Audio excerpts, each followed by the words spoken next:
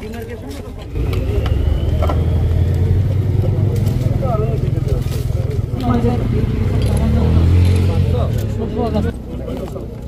Dam দিয়ে কি পানি রাখা আমরা আমাদের এগুলো তো ক্যাচমেন্ট এরিয়া খুব ভালো করে হতে পারে।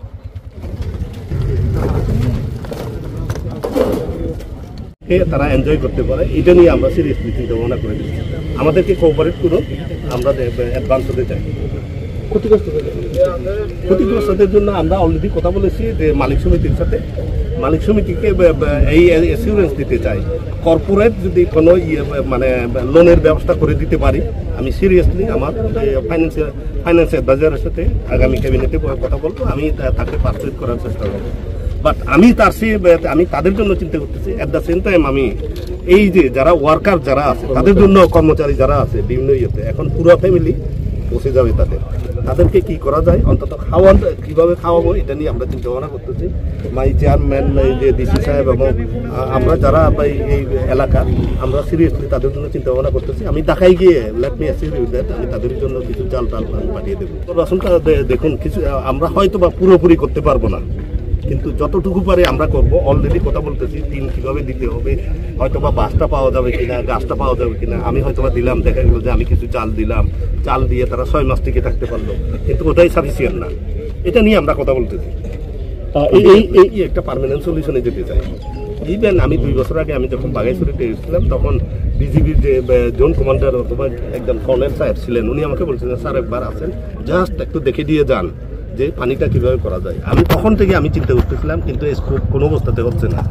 এটাকে আমি স্কোপ হিসেবে নিতে চাই না, বাট মানে আনফর্চুনেট হলেও এটাকে স্কোপ হিসেবে নিতে হচ্ছে আমরা এটা নিয়ে চিন্তা করবো সিরিয়াসলি। আর এটা নিয়ে আমি হোম অ্যাডভাইজারকে আমি এবারে গিয়ে রিকোয়েস্ট করবো একটা ফায়ার সার্ভিস, বিশেষায়িত ফায়ার সার্ভিস দিতে হবে। ফায়ার সার্ভিস খাগড়াছড়ি, রাঙ্গামাটি, জিজিনালা সবাইকে আমরা মুভ করিয়েছি, কিন্তু আপনারা জানেন এখানকার পাহাড়ি ভূপ্রকৃতির কারণে আসতে দেরি হচ্ছিল। এর মধ্যে বাংলাদেশ সেনাবাহিনী, বিজিবি সহ যারা এখানে আছেন তারা আপ্রাণ চেষ্টা চালিয়েছে। এর মধ্যে আমাদের ফায়ার সার্ভিস যুক্ত হয়েছে এবং তাদের সকলের প্রচেষ্টায় আপনারা জেনে থাকবেন, ওই দিন প্রায় রাত 2টা পর্যন্ত বিভিন্ন জায়গায় আগুনের খবর পাচ্ছিলাম। আমরা তাৎক্ষণিকভাবে আমাদের প্রতিনিধিরা আসেন, আমাদের অফিসাররা আসেন, উপপরিচালক স্তরের সরকারকে আমি পাঠিয়েছি, সে আসছিল। তারা রাত 2টা পর্যন্ত চেষ্টা করে ভোরের দিকে দাবানল যেটা আছে সেটা দেওয়া হয়েছে আগুন নির্বাচন। এরপরে আমাদের শুরু হয়েছে ক্ষতিগ্রস্তদের তালিকা। আমরা সেই তালিকা এখনো চলমান আছে, যেহেতু আজকে আমাদের মাননীয় উপদেষ্টা স্যার আসছেন, এই কারণে আমরা প্রাথমিক স্যারের সাথে আসছি। আপনারা জানেন একটু প্রক্রিয়া করতে একটু সময় লাগে, আমরা কিছু তাদের উপহার হিসেবে কিছু নিয়ে আসছি। বাকিটা যখন তালিকা পূর্ণ হবে আমরা তাদের সরকারকে ইতিমধ্যে লিখেছি যে আরও সাহায্য দেওয়ার জন্য, এবং যে পরিমাণ ত্রাণ বা আমাদের সহায়তা আমাদের কাছে আছে সেগুলো আমরা বিতরণের জন্য ব্যবস্থা নিচ্ছি। আসলে এত বড় ভোগান্তি, আপনি যদি নিজের একটা বন্ধু পাঠান, মানে সিভিল ভাবে নিজের পরিচয় গোপন করেন, তাহলে বুঝতে পারবেন কতটা কঠিন আসলে এখানে। আমি জানি ভাই, তো এটা আপনি জানেন। আমার মনে হয় যে মানে 50টা আইডি সেই সময় যদি এই দাবিটা মানা হইতো, আজকে হয়তো এত বড় লসটা হইতো না।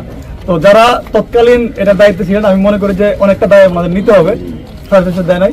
তো এই একই ধারাবাহিকতা যদি আপনারা এখন নীতি নির্ধারক আছেন, এই দাবিটা যদি আপনারা দ্রুত সময়ের মধ্যে মানে আমাদের আদায় করতে পারি, আমরা আপনারা দিয়ে দেন, তাহলে পরবর্তীতে যদি এরকম কোনো ঘটনা ঘটে আপনাদের হয়তো বা ঘাড়ে আর এই দায়টা বর্তাবে না। আমরা চাই যে এই প্রাণের দাবি, এবং এটা আমাদের আসলে সবার দাবি।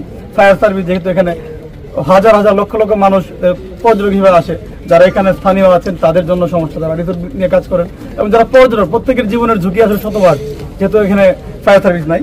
জায়গা পাওয়া যাবে, এটা অবশ্যই পাওয়া যাবে স্যার। এটা নিয়ে আমরা মালিক সমিতি আছেন, ওনারা অবশ্যই আপনাদের সাথে কোঅপারেট করবেন। তো এখানে শুধুমাত্র আপনি যে 70 টন দিচ্ছেন, কিন্তু তার মধ্যে আমরা কি রাস্তায় বসে খাবো? আসলে আমাদের দরকার একটা ভারী, তারপর ভারী পাওয়ার পরে যদি কিন্তু খাবো কি, আমাদের ভাত লাগবে। তারপরে আরেকটা হচ্ছে শুধুমাত্র আমরা যে পরনে একটা কাপড় দিয়ে বের হয়েছি সেটাও আমাদেরকে অবশ্যই দেখতে হবে। তারপরে আর একটা হচ্ছে আমাদের যে ঘর তুলতে গেলে, বাড়ি তুলতে গেলে এখন পথে ঘাটে রাস্তার মধ্যে বিভিন্ন জায়গায় আটকে রাখে, কিন্তু কাজ মানে পাঠাতে চাই না এদিকে, কারণ ওখানে বিভিন্ন মানে আমাদেরকে সম্মুখীন দেখাতে হয়। ওই জায়গায় কেন আমরা নিজের এলাকার মধ্যে আমরা ঘর তুলতে পারবো?